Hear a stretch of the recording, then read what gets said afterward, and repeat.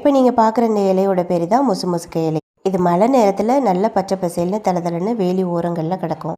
நாள்பட்ட சளிக்கு இது ரொம்ப அற்புதமான ஒரு மூலிகை. இந்த இலை ஃபுல்லாகவே ஒரு மாதிரி சொர சொரன்னு இருக்கும். இதுதான் நம்ம நெஞ்சில் உள்ள சளியெல்லாம் ஒட்டு மொத்தமாக வலிச்சு எடுத்துகிட்டு வர்றது.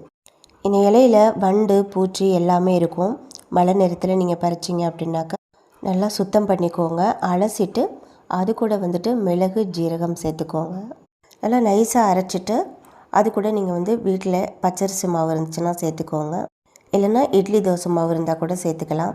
நான் இன்றைக்கி பச்சரிசி மாவு தான் சேர்க்குறேன். இட்லி தோசை மாவில் உளுந்து இருக்கும், அதனால் கொஞ்சம் தோசை வளவளன்னு இருக்கும். அரிசி மாவு சேர்த்துட்டிங்கன்னா திக்காக அடை மாதிரி இருக்கும். இலைக்கு தகுந்த அளவுக்கு அரிசி சேர்த்துக்கோங்க. இலை அதிகமாகவும் மாவு கம்மியாகவும் இருக்கணும்.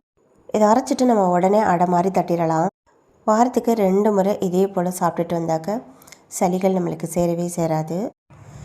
இந்த அடைக்கு நெய் நல்லெண்ணெய் சேர்த்துக்கலாம். நல்லெண்ணெய் தான் ரொம்பவே பெஸ்ட்டானது. 2 சைடும் நல்லா வெந்ததுக்கு அப்புறமா சாப்பிட்டு பாருங்கள். சின்ன பசங்களுக்கு கொடுத்தீங்கன்னா வேண்டான்னு சொல்ல மாட்டாங்க. இது சின்ன குழந்தைங்களுக்கு சளியை சேர விடாது. நீங்களும் வீட்டில் ட்ரை பண்ணி பாருங்கள். ரொம்ப சூப்பராகவும் இருக்கும். அற்புதமான மூலிகை இது. ட்ரை பண்ணி பாருங்கள்.